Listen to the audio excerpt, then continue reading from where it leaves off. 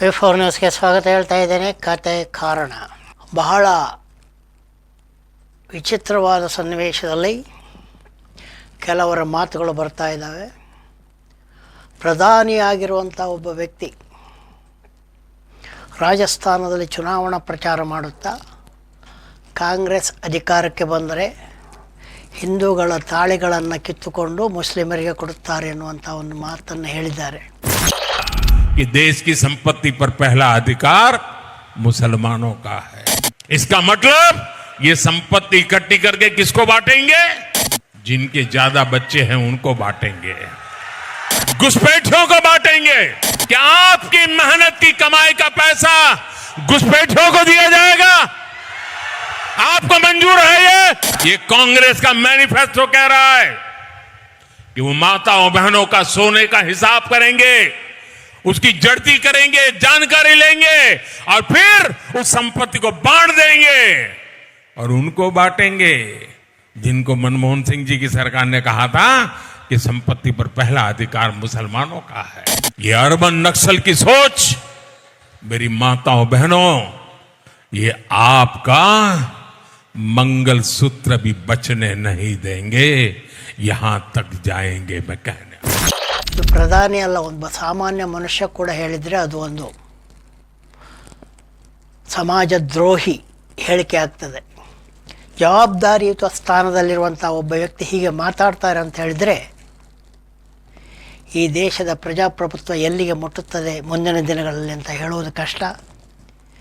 ಇದಕ್ಕೆ ಇನ್ನೊಂದು ಕಾರಣ ಕೂಡ ಇರಬಹುದು. ಈಗಾಗಲೇ ನಡೆದಿರುವಂಥ ಮೊದಲ ಹಂತದ ಚುನಾವಣೆಯಲ್ಲಿ ಅಧಿಕೃತವಾಗಿಯೇ BJPಯ ಒಳ ಸಮೀಕ್ಷೆ ಪ್ರಕಾರ ಅದಕ್ಕೆ ಹಿನ್ನಡೆ ಆಗಿದೆ. ಆ ಹಿನ್ನಡೆಯನ್ನೇ ಇಟ್ಕೊಂಡು ಹೊಸ ರೀತಿಯ ದಾಳಿಯನ್ನು BJP ನಡೆಸ್ತಾ ಇರ್ಬೋದು. ಆದರೆ ಒಂದು ಪಕ್ಷ ಅಧಿಕಾರಕ್ಕೆ ಬಂದರೆ ಹೆಣ್ಣು ಮಕ್ಕಳ ತಾಳಿ ಕಿತ್ಕೊಂಡು ಮುಸ್ಲಿಮರಿಗೆ ಕೊಡ್ತಾರೆ ಅಂತ ಹೇಳುವಂಥ ಒಂದು ಮಾತು ಇದೆಯಲ್ಲ, ಅದು ಅತ್ಯಂತ ಕೀಳು ಮಟ್ಟದ ಒಂದು ಹೇಳಿಕೆ ಆಗ್ತದೆ. ಈಗ ನಡೆದಿರುವಂಥ ಕರ್ನಾಟಕದಲ್ಲಿ ನಡೆದಿರುವಂಥ ಜಾಹೀರಾತು ಸಮರ ಕೂಡ ಈ ರೀತಿಯ ಒಂದು ಮೇಲು ಕೀಳುಗಳನ್ನು ಸ್ಪಷ್ಟಪಡಿಸ್ತದೆ.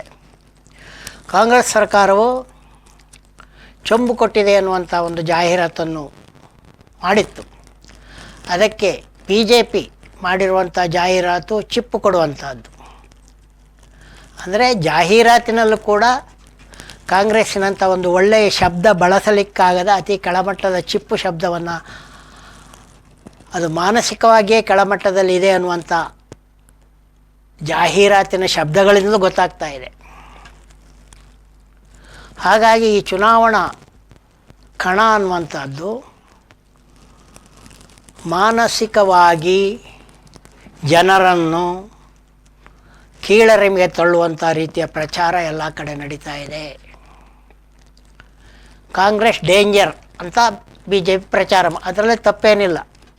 ರಾಜಕೀಯ ಪಕ್ಷಗಳು ಚುನಾವಣೆಗೆ ನಿಂತಾಗ ಪ್ರಚಾರ ಮಾಡ್ತವೆ ಆ ರೀತಿಯಲ್ಲಿ. ಡೇಂಜರ್ ಅದು ತಪ್ಪು ಶಬ್ದ ಏನಲ್ಲ. ಆದರೆ ತಾಳಿ ಕಿಟ್ಕೊಂಡು ಕೊಡ್ತಾರೆ, ಚಿಪ್ಪು ಕೊಡ್ತಾರೆ, ಇಂಥವು ಅದು ಜನಸಾಮಾನ್ಯರ ಒಳಗೆ ಕೆಳಮಟ್ಟದಲ್ಲಿ ಸ್ಲಮ್ಗಳಲ್ಲಿ ಮಾತಾಡುವಂಥ ಶಬ್ದಗಳದು, ಚುನಾವಣಾ ಪ್ರಚಾರದಲ್ಲಿ ಮಾತನಾಡುವ ಶಬ್ದಗಳಲ್ಲ. ಆ ಕಾರಣಕ್ಕೋಸ್ಕರ ಚೊಂಬು ಅನ್ನುವ ಶಬ್ದಕ್ಕೂ ಚಿಪ್ಪು ಅನ್ನುವ ಶಬ್ದಕ್ಕೂ ತಾಳಿ ಕಿತ್ಕೊಳ್ತಾರೆ ಅನ್ನುವ ಶಬ್ದಕ್ಕೂ ಇರುವಂಥ ವ್ಯತ್ಯಾಸಗಳನ್ನು ಬರವಣಿಗೆ ಮಾಡುವಂಥ ಸಮಾಜ ಗುರುತಿಸಬೇಕಾಗ್ತದೆ. ಇಲ್ಲ ಅಂತೇಳಿದರೆ ಈ ಗುರುತಿಸುವಿಕೆ ಒಂದು ಹಂತದ ಕೀಳರಿಮೆಯಲ್ಲೇ ನಿಂತು ಬಿಡ್ತದೆ. ಕರ್ನಾಟಕದಲ್ಲಿ 2ನೇ ಹಂತದ, ದೇಶದ 3ನೇ ಹಂತದ ಚುನಾವಣೆಯು ಮೇ 7ರಂದು ಮತದಾನ ನಡೆಯಲಿದ್ದು, ಅದಕ್ಕೆ ನಾಮಪತ್ರ ಹಿಂತೆಗೆದುಕೊಳ್ಳುವಿಕೆ ಎಲ್ಲ ಮುಗಿದೋಗಿದೆ.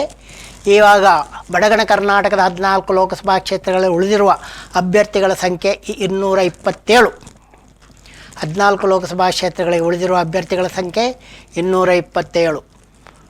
ಆ 227 ಅಭ್ಯರ್ಥಿಗಳು ಇದ್ದರೂ ಕೂಡ 14 ಲೋಕಸಭಾ ಕ್ಷೇತ್ರಗಳಲ್ಲಿ 12ರಲ್ಲಿ ನೇರ ಸ್ಪರ್ಧೆ ಎಂದು, ಕಾಂಗ್ರೆಸ್ ಮತ್ತು BJP ನಡುವೆ ನೇರ ಸ್ಪರ್ಧೆ ಎಂದು, 2 ಲೋಕಸಭಾ ಕ್ಷೇತ್ರಗಳಲ್ಲಿ ತ್ರಿಕೋನ ಸ್ಪರ್ಧೆ ಎಂದು ಕೂಡ ಹೇಳಲಾಗಿದೆ. ಆ ಎರಡು ಕ್ಷೇತ್ರಗಳೆಂದರೆ ದಾವಣಗೆರೆ ಮತ್ತು ಶಿವಮೊಗ್ಗ.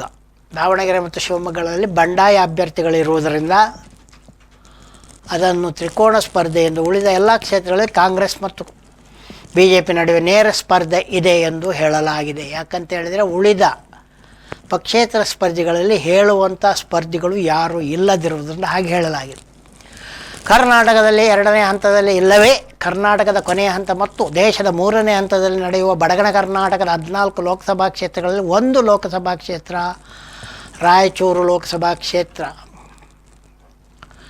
ಈ ಲೋಕಸಭಾ ಕ್ಷೇತ್ರವು 1957ರಲ್ಲಿ ಹುಟ್ಟಿದೆ.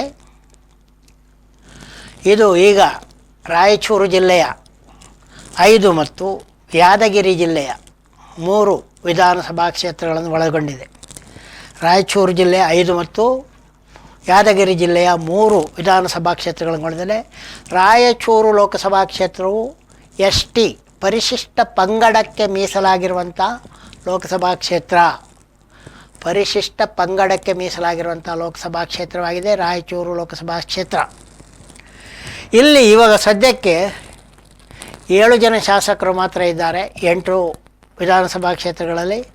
ಸುರಪುರದ ಶಾಸಕರು, ಕಾಂಗ್ರೆಸ್ ಶಾಸಕರು ನಿಧನರಾಗಿರುವುದರಿಂದ ಅಲ್ಲಿ ಮರುಚುನಾವಣೆ ನಡೆಯುತ್ತಿದೆ.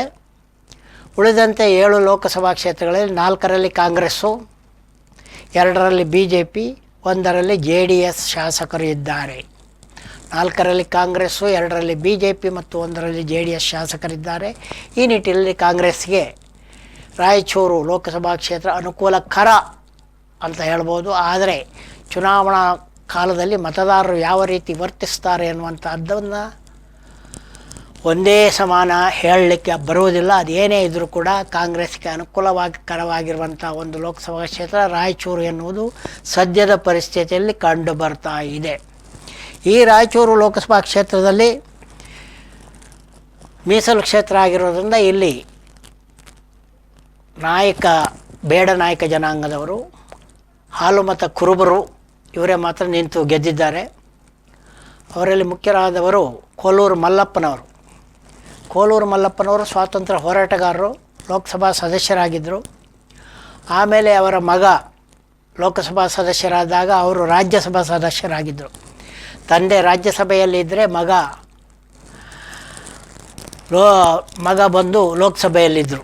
ಹೀಗೆ ತಂದೆ ಮಗ ಇಬ್ಬರೂ ಕೂಡ ಸಂಸದರಾಗಿದ್ದಂಥ ಒಂದು ಪರಿಸ್ಥಿತಿಯನ್ನು ಕೂಡ ರಾಯಚೂರು ಕಂಡಿದೆ. ಎಲ್ಲ ಬದಲಾವಣೆಯಂತೆ 1967ರಲ್ಲಿ ಇಲ್ಲಿ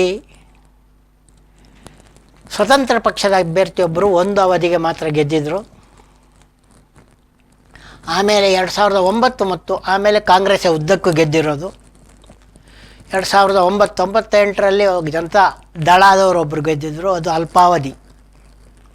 ಆಮೇಲೆ 2009 ಮತ್ತು 2014ರಲ್ಲಿ ಮತ್ತೆ ಕಾಂಗ್ರೆಸ್ ಗೆದ್ದಿತ್ತು. 2009 ಮತ್ತು 2019 ಲೋಕಸಭಾ ಚುನಾವಣೆಗಳಲ್ಲಿ BJP ಗೆದ್ದಿದೆ. ಈಗ ಹಾಲಿ ಸಂಸದರು BJP ಅವರು ಇದ್ದಾರೆ ಇಲ್ಲಿ. ಈ ಲೋಕಸಭಾ ಕ್ಷೇತ್ರದಲ್ಲಿ ಇವಾಗ ಸದ್ಯಕ್ಕೆ ಕಾಂಗ್ರೆಸ್ಗೆ ಒಂದು ಕೈ ಮುಂದೆ ಇದೆ. ಆದರೆ ಒಬ್ಬರು ಶಾಸಕರು ಮಡಿದಿರುವುದು ಕೂಡ ಅಲ್ಲಿ ಕೂಡ ಸುರಪುರದಲ್ಲಿ ಮರು ಚುನಾವಣೆ ನಡೀತಾಯಿದೆ. ಸುರಪುರ ಅನ್ನುವಂಥದ್ದು ಬ್ರಿಟಿಷರ ವಿರುದ್ಧ ಹೋರಾಡಿದಂಥ ಒಂದು ಸಣ್ಣ ಸಂಸ್ಥಾನ, ಬೇಡ ನಾಯಕರ ಸಂಸ್ಥಾನ, ಇತಿಹಾಸದಲ್ಲಿ ದಾಖಲೆ ಆಗಿರುವಂಥ ಒಂದು ಸಂಸ್ಥಾನ. ಇವೆಲ್ಲದರ ನಡುವೆ ಕರ್ನಾಟಕಕ್ಕೆ ಸುಪ್ರೀಂ ಕೋರ್ಟಿನಲ್ಲಿ ಜಯವಾಗಿದೆ. BJPಯವರು ಎಷ್ಟು ಮಾನಗೇಡಿಗಳು ಅನ್ನೋದಕ್ಕೆ ಇಷ್ಟೆಲ್ಲ 25 ಜನ ಸಂಸದರು, ಅವರ ಜೊತೆ 2 ಜೊತೆ ಸಂಸದರು, 27 ಮಂದಿ ಸಂಸದರಿದ್ದು ಬರ ಬಂದಾಗ ಅದಕ್ಕೆ ಒಂದು ಪರಿಹಾರವನ್ನು ತರುವಂಥ ಯೋಗ್ಯತೆ ಈ ಸಂಸದರಿಗೆ ಇರಲಿಲ್ಲ. ಕರ್ನಾಟಕ ಸರ್ಕಾರ ಸುಪ್ರೀಂ ಕೋರ್ಟಿಗೆ ಹೋಗಬೇಕಾಯ್ತು. ಕಾನೂನು ಪ್ರಕಾರ ನಮಗೆ ಪರಿಹಾರ ಬರಬೇಕಾಗಿದೆ. ರಾಷ್ಟ್ರೀಯ ವಿಪತ್ತು ನಿರ್ವಹಣಾ ಸಮಿತಿಯಲ್ಲಿ ಹಣ ಇರ್ತದೆ. ಇದಕ್ಕೋಸ್ಕರ ಕೇಂದ್ರ ಸರ್ಕಾರ ಅದಕ್ಕೋಸ್ಕರ ಮೀಸಲಿಟ್ಟ ಹಣ ಇದೆ, ಅದರಲ್ಲಾದರೂ ಕೊಡಬೇಕಲ್ಲ, ಕೊಟ್ಟಿಲ್ಲ. ಯಾಕಂತ ಹೇಳಿಬಿಟ್ಟು ಸಿದ್ದರಾಮಯ್ಯನವರು ಕಡೆಗೆ ಸುಪ್ರೀಂ ಕೋರ್ಟಿನಲ್ಲಿ ದಾವ ಹೂಡಿದರು. ಸುಪ್ರೀಂ ಕೋರ್ಟು ಕೇಂದ್ರ ಸರ್ಕಾರದ ಮುಸುಡಿಗೆ ಉಗಿದು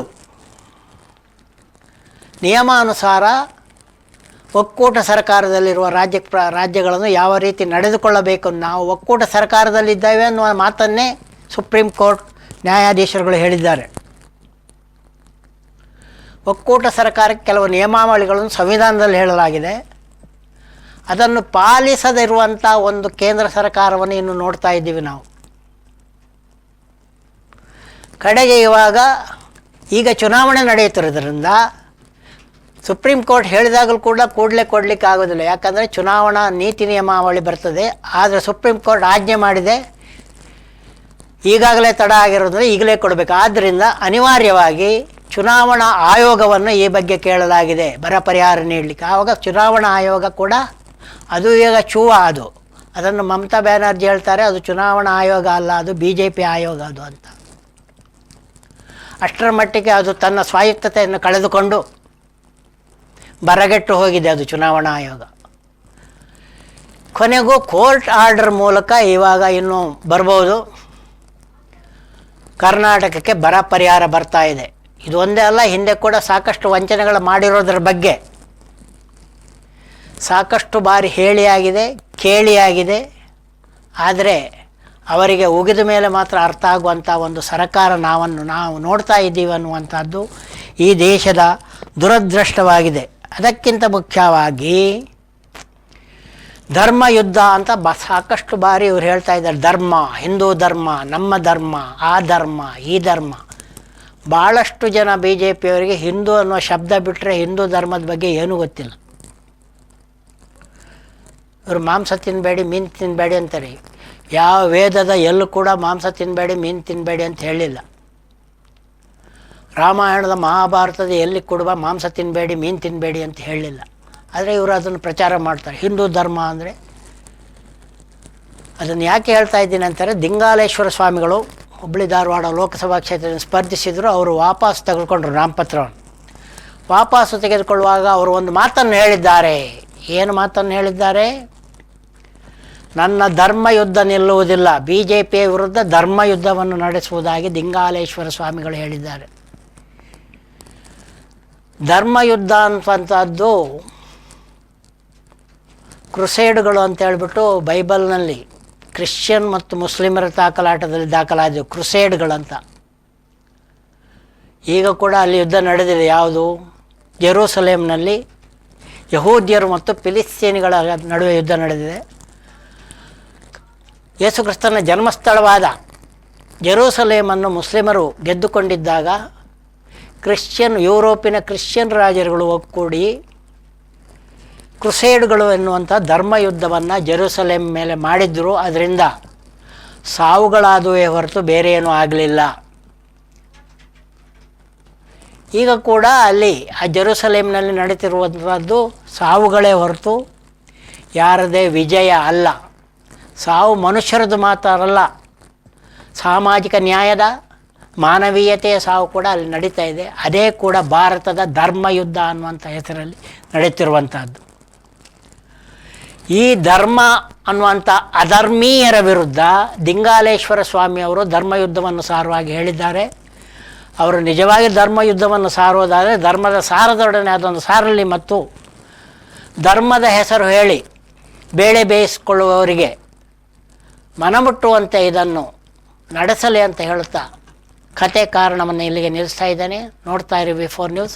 ಹಾಗೆ V4 ನ್ಯೂಸ್ ಯೂಟ್ಯೂಬ್ ಚಾನಲ್ಗೆ ತಾವೆಲ್ಲ ಸದಸ್ಯರಾಗಿ ಅಂತ ಹೇಳುತ್ತಾ ತಮಗೆಲ್ಲ ಮಾಡ್ತಾ ಇದ್ದೇನೆ 101 ನಮಸ್ಕಾರ.